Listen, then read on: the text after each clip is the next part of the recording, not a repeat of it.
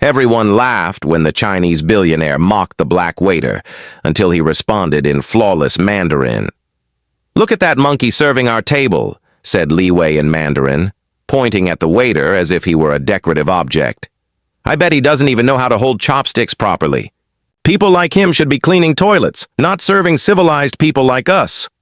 The laughter from the table echoed through the Jade Palace, Manhattan's most exclusive restaurant.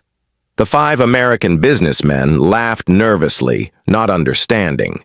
A word but desperate to impress the woman who controlled a $60 billion empire. David Thompson continued pouring wine, his face calm and unreadable, as if he hadn't heard a single poisonous syllable. At 32, he had learned to swallow humiliations like this every day for the past 8 months. But this time, something different showed in his eyes. A dangerous calm that only exists in those who have weathered much worse storms. Li Wei heiress, heir to Wei Industries and one of the richest women in Asia, had arrived in New York to finalize major technology import deals. Her arrogance was legendary even among billionaires. She treated Americans like ignorant children and black people as if they were an inferior species. "That one probably didn't even finish high school," she continued in Mandarin, savoring every cruel word. "In the United States, they think giving jobs to people like that is progress. What a joke." David understood every word, every racial slur, every contemptuous comment, every display of cultural superiority.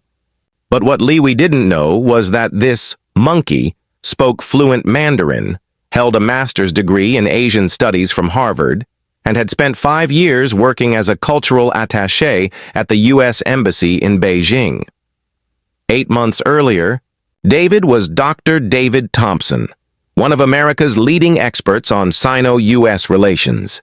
His life fell apart when he was falsely accused of leaking diplomatic information to China. Even though he was completely exonerated, the academic and diplomatic doors slammed shut. No one wanted to hire someone who had been investigated by the FBI, even unjustly. "More wine," Li Wei ordered in broken English, deliberately mispronouncing the words, as if speaking correctly would lower her to the level of the locals. David served in silence, noticing how she avoided looking him in the eye. After all, why acknowledge the humanity of someone you consider inferior? While everyone mocked him openly, David maintained the unsettling serenity of someone holding a secret too powerful to reveal before the right moment. Li Wei was about to learn that underestimating someone based solely on skin color can be the costliest mistake of all. Over the next 40 minutes, she turned dinner into a spectacle of racial humiliation that even made the American businessmen shift uncomfortably in their seats. "This monkey must think he's getting a nice tip tonight," she said in Mandarin, adjusting her napkin as David served the appetizers. "In the United States, they think throwing money at them solves the problem of racial inferiority. How naive." The 5 businessmen laughed nervously, not understanding the words but sensing the cruelty in her tone. Robert Hayes, CEO of the largest electronics importer on the East Coast, tried several times to change the subject, but Li Wei always returned her focus to David. "You Americans are pathetic," she continued, now switching between Mandarin and English. "You think putting these people in real jobs is progress? Just look at him. He can't even hold a tray without shaking." David wasn't shaking from fear. His hands trembled with contained rage, remembering how just 9 months earlier he had dined with the Chinese ambassador in Washington discussing billion-dollar trade deals. At that time, Li Wei was probably at some socialite party in Shanghai, spending the money she inherited from her father. Dr. David Thompson had once been considered the foremost American expert on Chinese business culture. His doctoral thesis on Sino-American diplomatic protocols was required reading at universities worldwide. At 30, he was already coordinating negotiations between governments and spoke Mandarin with native fluency. Everything collapsed when Marcus Sterling, a jealous colleague at the State Department, planted false documents accusing David of espionage. The FBI investigation lasted 7 months. 7 months of public humiliation, sensational headlines, and friends turning their backs. When David was finally cleared and the evidence exposed as crude forgeries, it was too late. His reputation was ruined. No one wanted to hire someone who had been investigated for espionage, even if unjustly. Marcus Sterling, meanwhile, received the promotion that should have been David's. "Bring the bill," Liwi ordered in broken English, still savoring her superiority. "And tell that little man I'm Liwi from Way Industries. Maybe he's heard of my family on television." David almost laughed. Liwi from Way Industries, the same Liwi he had exchanged formal emails with for 3 years, coordinating trade, delegations. The same Liwi who had publicly praised his work at the embassy, calling him the American who really understands our culture. Of course, she didn't recognize him. At the time, David wore $3,000 suits and moved in the same elite circles. Now, in a black waiter's uniform, he was invisible to her. Just another black worker serving her table. "You know what the problem with Americans is?" she said in Mandarin, savoring every poisonous word. "You think democracy means everyone is equal. But the reality is that there are superior people and inferior people. It's the natural order of things," she said, pointing directly at David. "That one, for example, probably has children from 3 different fathers and lives in an apartment with 10 other people. That's how these people live, in ignorance and promiscuity." Robert Hayes shifted uncomfortably. "Liwi, maybe we should focus on the contracts." No, she interrupted, waving her jeweled hand dismissively. "Let me finish my American sociology lesson. You need to understand who you're dealing with when you do business with us." David continued serving, his face calm and unreadable, but inside, every word was being catalogued and filed away. Liwi didn't realize she was digging her own grave with every insult, every display of prejudice, every arrogant word. The worst came when she motioned for David to come closer to the table. "You," she said in English, pointing at him as though summoning a servant. "What is your name?" "David, ma'am." "David," she repeated, rolling the name on her tongue as if it tasted unpleasant. "Have you ever heard of China, David? Do you know where it is on the map?" The businessmen were visibly tense. The situation had gone far beyond the limits of acceptable behavior, even in the ruthless world of international business. "Yes, ma'am," David replied evenly. Liwi laughed loudly. "How cute! He knows where China is." She turned to the table and in Mandarin added, "I'd bet my fortune this monkey has never set foot outside New York in his life." Something shifted in the air. David stopped writing down the order and looked directly into her eyes for the first time that evening.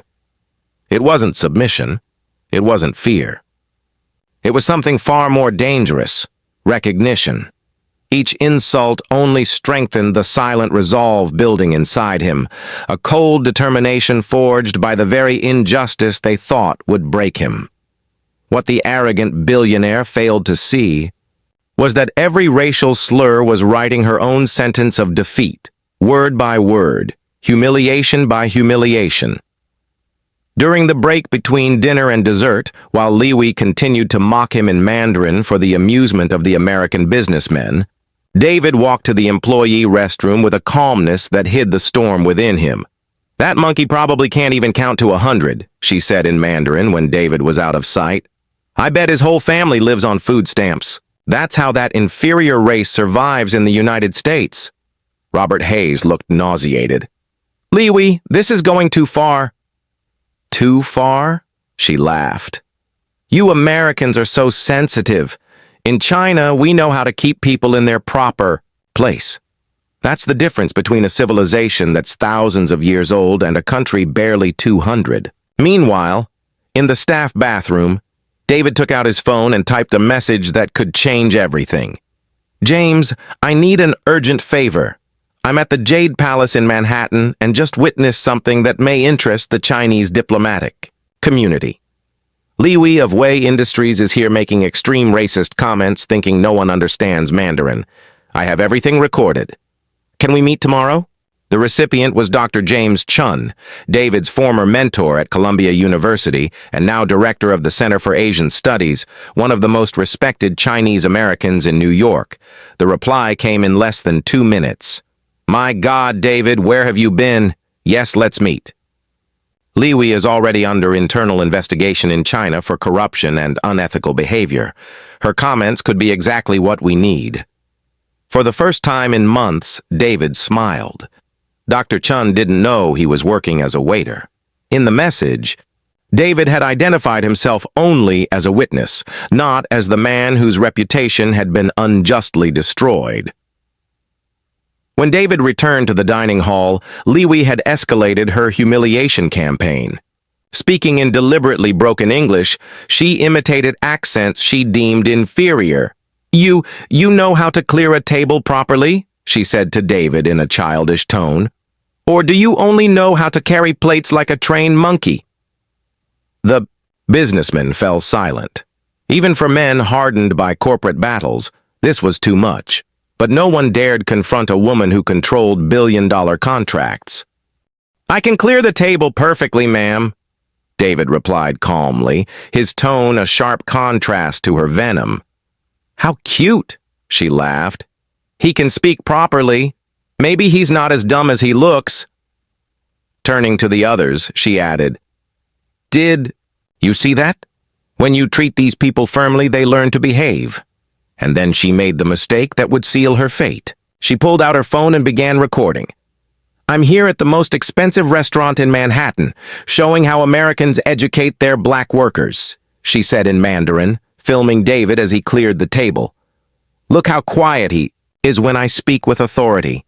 David kept working, his expression neutral, but internally, he was cataloging every second. She didn't know she was creating evidence of her own downfall. "In China," she continued recording, "we know each race has its natural function. Black Americans are good for manual labor, but never for leadership or intelligence. It's basic biology." That was the final straw. Robert Hayes stood abruptly. "Excuse me, I need to make a call," he said, leaving the table with 2 other businessmen. Li Wei smirked, interpreting their departure as approval. "See," she said, turning back to her phone. "When you establish a clear hierarchy, even, Americans understand. This waiter here is a perfect example of how to maintain social order," she said smugly. "He knows exactly where his place is in the world." David finished clearing the table and stood respectfully to the side, waiting for instructions. But his eyes no longer showed submission. There was something different there, a growing intensity that Li Wei, too absorbed in her own performance, failed to notice. Over the next 20 minutes, she unknowingly created a complete file of evidence against herself. Comments about Chinese racial superiority, insults directed specifically at Black Americans, theories about a natural hierarchy between races, and clear demonstrations of discrimination based on skin color. "You know what the problem with America is?" she said in Mandarin, still recording. "You give too many rights to people who should just serve. That waiter over there, for example, probably thinks he deserves the same salary as educated people like us." That was when David made a decision. That would change not only her life, but potentially the business relations between 2 world powers. Discreetly, he took out his own cell phone and began recording her recording, a video within a video, capturing not only her words, but the cruel pleasure on her face as she humiliated another human being. "People like you," Li Wei continued, in Mandarin pointing directly at David, "should be grateful to have any job at all. When I was a student in China, we had a saying, a dog that barks doesn't bite, but a dog that doesn't bark doesn't think either." David kept his expression neutral. Internally, however, he was compiling not just evidence but strategies. Every insult would be documented. Every display of prejudice would be cataloged. Every moment of arrogance would be preserved for the reckoning that was coming. What Li Wei couldn't see was that with every poisonous word, she was digging not only her own professional grave, but potentially creating an international diplomatic incident. David knew exactly which Chinese and American organizations would be interested in that material. Tomorrow I'm going to post this on my social media, she said in Mandarin, ending her recording.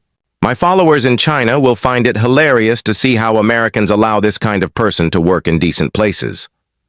David smiled subtly. Li Wei was right about one thing. Someone would definitely find those videos very interesting. But it wouldn't be her followers on social media. As she put her phone away, satisfied with her cruel performance, David continued serving with the patience of a man who knows that true justice sometimes needs to be prepared slowly, like a fine dish carefully seasoned before being served. What the arrogant billionaire couldn't imagine was that every second of humiliation she had inflicted was being turned into ammunition for a battle she didn't even know had begun. And when that battle finally erupted, she would discover that she had chosen the wrong opponent at the wrong time, using the wrong weapons against someone who played at a completely different level. Li Wei was finishing her third glass of expensive champagne when she decided to take her cruelty to its grand finale. The few American businessmen remaining at the table were visibly uncomfortable, but she interpreted their silence as admiration for her cultural superiority. "You know what?" she said in Mandarin, looking directly at David. "I'm going to teach this monkey a lesson about social hierarchy." She turned to David and said in broken English, You know how to dance like a monkey? I want to see funny show." It was at that moment David Thompson made the decision that would change everything. He stopped clearing the table, straightened his shoulders, and for the first time that evening, smiled. A smile that made Robert Hayes choke on his wine. "Ms. Li Wei," David said in perfect Mandarin, his pronunciation more elegant than hers. "I believe you are confusing this establishment with a zoo." The silence that followed was deafening. Li Wei froze, her face turning every shade of white imaginable. The words in fluent Mandarin coming from David's mouth were like lightning, striking her in the chest. "What? What did you say?" she stammered in English, her arrogance evaporating like water in the desert. David continued in classical Mandarin, his fluency demonstrating years of academic study. "I said, it's interesting how some people confuse money with education, birth with character, and social status with human value." The American businessmen were speechless. Robert Hayes, who had worked with Chinese interpreters for years, immediately recognized that David not only spoke Mandarin, but had mastered dialects and nuances only someone with an advanced education could achieve. You speak Chinese?" Li Wei murmured, her voice almost inaudible. "Classical Mandarin, modern Mandarin, Cantonese, and 3 regional dialects," David replied calmly, now switching effortlessly between English and Mandarin. "In addition, I speak English, French, and a little Japanese. But I imagine you've already noticed that from the last 90 minutes of conversation." The realization hit Li Wei like a punch to the stomach. 90 minutes. He had understood. Every word, every racial slur, every display of prejudice, every cruel comment she had hurled at him in Mandarin. "That's impossible," she stammered, trying to regain control. "You're just a black American waiter." "I am a waiter," David confirmed, his voice firm but controlled. "But I am also Dr. David Thompson, with a Ph.D. in Asian Studies from Harvard University, specializing in Sino-American relations and Chinese business culture." He paused, letting the information settle like a stone in still water. "I worked for 5 years as a cultural attaché at the American Embassy in Beijing. I coordinated trade delegations between our countries and published 17 academic articles on Chinese diplomatic protocol." Robert Hayes nearly knocked over his chair as he stood abruptly. "My God," he said, stunned. "You're David Thompson." "I read her thesis on Chinese investment in American infrastructure." "You disappeared from the diplomatic world a year ago." Li Wei felt the world spinning around her. "But why are you working as a waiter?" she asked. "Because sometimes life teaches us lessons in humility," David replied calmly. "I was falsely accused of espionage by the FBI. By the time I was completely cleared, the doors to the diplomatic world had already closed." He looked her straight in the eye. So I took this job to survive, and for 8 months, people like you humiliated me daily, making comments in Mandarin, thinking I didn't understand. David reached into his pocket and pulled out his cell phone. Comments about my race, my intelligence, theories about the natural hierarchy between peoples, and entire philosophies about superiority based on nationality and skin color. Li Wei, I suddenly realized where this was going, and her face turned pale. You wouldn't dare record everything, she stammered. David smiled. Of course I did. Every insult, every display of prejudice, every moment of racial arrogance, including the video you made of yourself explaining your theories about Chinese superiority and black inferiority. Li Wei's humiliation was complete. But David wasn't finished. In fact, Ms. Li Wei, he continued, I believe we know each other professionally. I coordinated 3 conferences on Sino-US investment in which your company participated. He paused dramatically. You were present at 2 video conferences with me in 2022. Of course, I was wearing a suit and speaking as an equal with ambassadors. It's understandable that you didn't recognize me while I was serving at this table. Li Wei, I tried to speak, but the words wouldn't come. Not only had she been completely exposed, but she now realized that the man she had humiliated all evening had negotiated diplomatic agreements that affected her own company. David continued, now with the natural authority of someone accustomed to commanding meeting rooms. You said that people like me don't understand international politics, but I spent 3 years negotiating trade agreements between the United States and China, including some contracts that directly benefited YE Industries. The American businessmen were in a state of shock. They finally understood they had spent the evening passively watching one of America's foremost experts on Chinese culture being racially humiliated by an ignorant billionaire. You've also developed several theories about intellectual capacity based on race, David said, still calm but devastatingly precise. It would be interesting to know what the Chinese Communist Party would think about a Chinese businesswoman promoting theories of racial superiority on American soil. Li Wei, I finally found her voice. You can't. It would ruin my reputation, my international contracts, my position in the family business. David finished gently. I imagine so, especially considering that China has very strict policies regarding citizens who embarrass the country abroad. Robert Hayes, still processing the revelation, muttered, Li Wei, you humiliated one of America's leading experts on your own culture. David held up his phone and showed the screen to her. I've already sent a copy of the recordings to Dr. James Chun, director of Columbia's Center for Asian Studies. He was, let's just say, very interested in the content. The screen displayed a message from Dr. Chun. David, this is explosive. The Chinese consulate needs to see this immediately. Li Wei may have created an international diplomatic incident. David continued calmly.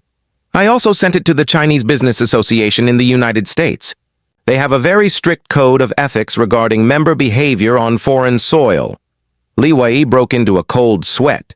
Her company depended on international contracts, and any racial scandal could cost billions in canceled deals. Worse still, the Chinese government did not tolerate citizens who created diplomatic problems. Please, she whispered. All her arrogance evaporated. I didn't know who you were, she said desperately. And that would justify your treatment if I were really just a waiter? David asked, his question echoing through the silent restaurant. Does human dignity depend on a diploma or a bank account? The restaurant manager, who had been watching from a distance, approached the table. Mr. Thompson, he said with newfound respect. I didn't know your background. From now on, our policy will be very different. David nodded. Thank you. But this isn't about me. It's about how we treat people we consider different when we think we can act without consequences. Li Wei, I tried one last time. Dr. Thompson, maybe we can come to an agreement. An agreement? David smiled sadly. Ms. Li Wei, for 8 months, dozens of people like you humiliated me, thinking I was just another ignorant worker. Every insult was catalogued. Every display of prejudice was documented. He put his phone away. The only thing I want now is for you to leave here knowing that you have been intellectually destroyed by a black American man you considered trash. And may that lesson stay with you for the rest of your life. Li Wei stood up from the table with trembling legs, her arrogance replaced by pure panic. She knew that when those videos reached the right circles in China and the United States, her career would be over. David remained calm and dignified until the end, proving that true strength does not come from money or status, but from character. As Li Wei left the restaurant carrying the weight of the greatest humiliation of her life, one question hung in the air. Was it possible for someone so consumed by prejudice to learn anything? Or do some people simply need to learn the hard way that arrogance always comes at a price? 3 months after that night at Jade Palace, both of their lives had changed completely, but in opposite directions. Li Wei woke up once again to devastating headlines. Billionaire heiress lost $800 million in contracts after racist videos surfaced, reported the Wall Street Journal. The Chinese consulate issued an official statement distancing itself from her remarks, and Wei Industries lost 70% of its U.S. contracts in just 2 weeks. The family has decided that you need some time to reflect, her uncle said in Mandarin, during a tense video conference. Your executive privileges are suspended indefinitely. The woman who had arrived in New York as a queen was now returning home as a corporate pariah. Meanwhile, David Thompson had become an international phenomenon. The video of the confrontation went viral, reaching over 50 million views, turning him into a global symbol of dignity in the face of prejudice. Universities in 3 countries invited him to speak, and the State Department offered him his old position back, with a promotion and a 60% raise. It wasn't about revenge, David explained in an interview with CNN. It was about showing that human dignity is priceless, and that education can be found where we least expect it. Though he agreed to return to diplomacy, David kept 1 day a week at Jade Palace, now as a senior advisor and minority partner. The restaurant became a pilgrimage site for human rights activists. Customers from around the world came to see the place where a waiter had taught a billionaire a lesson in humility. The movement led to the creation of the David Thompson Protocol, a set of zero-tolerance policies against discrimination in commercial establishments. Li Wei made a final public appeal, recording a video apology that only worsened her situation. I apologize for my unfortunate comments, she said in halting English. But social media was merciless, not unfortunate racist. She's only apologizing because she got caught. Privilege doesn't buy character. 6 months later, during a conference on corporate diversity, David ran into Robert Hayes, one of the businessmen who had witnessed everything. David, you taught us that underestimating people is the biggest business mistake there is, Hayes said, shaking his hand with genuine respect. Li Wei, meanwhile, lived in seclusion in Shanghai. Her arrogance had been replaced by isolation. Friends avoided her. Contracts were canceled, and her reputation never recovered. It was the most expensive lesson a billionaire had ever paid. Money can't buy dignity, and prejudice always takes its toll. If this story about dignity, overcoming adversity, and justice touched your heart, subscribe to the channel and leave a comment. How would you react if you witnessed a situation like this? Together, we can spread the message that respect is not a privilege. It is a basic right of every human.